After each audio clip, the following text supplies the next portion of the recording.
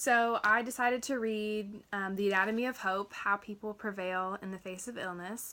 There are lots of good books on your list, but this one stood out to me the most because being a patient myself, I have noticed that having hope and the expectation of being healed changes outcomes. So I was really interested to see his doctor point of view and also what he's seen in patients. One, I have a ton of quotes in here, but I'm only going to read a couple. One of them said, researchers are learning that a change in mindset has the power to alter neurochemistry. Belief and expectation, the key elements of hope, can block pain by releasing the brain's endorphins and enkephalins, mimicking the effects of morphine. In some cases, hope can also have an effect on fundamental psychological processes like respiration, circulation, and motor function. So as a future PT standpoint, this is huge because if they're having a expectation of healing, expectation of this therapy will help, it's altering the neurochemistry. You are possibly going to block pain, and that's huge. They're probably already in pain if they're coming for therapy, and therapy can induce pain as well. You're going to be uncomfortable. So I thought that was really good. Another one, he said, I was painfully unprepared for the soul.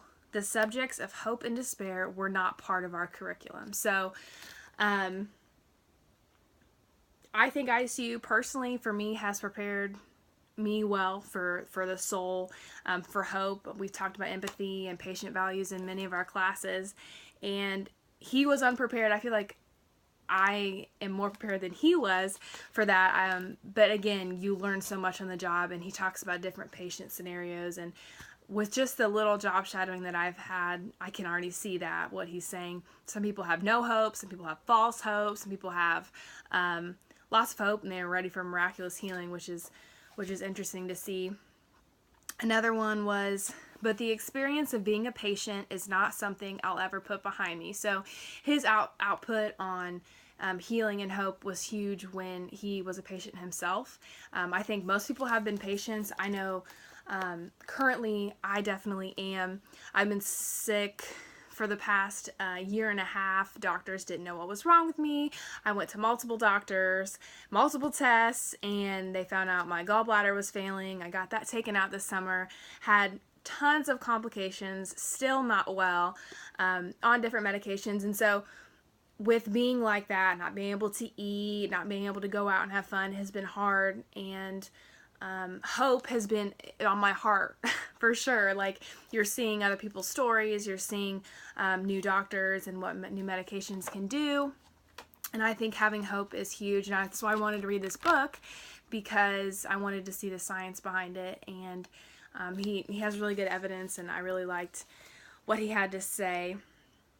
Another thing he talks about was doctors having an initial diagnosis and closing off other options, where sometimes patients kind of push forward and are like, hey, like, can I try this? I know I may be old, or I may be too young, but not writing off a person, saying that they're not going to get better.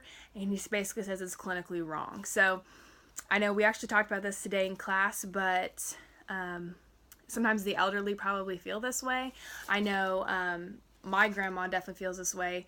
Her kidneys are failing, and she has so many different doctors, and she takes her lab results to all of them, and she'll have to be like, hey, you know, this said that, and this said that, and having to kind of, my parents have had to like go to doctor's appointments with her because the doctors don't really listen. They're like, put you on another medication and you'll be fine. You know, they've kind of ridden her off. Where we want, obviously we love her and we want her to have the best quality of life for the rest of her life.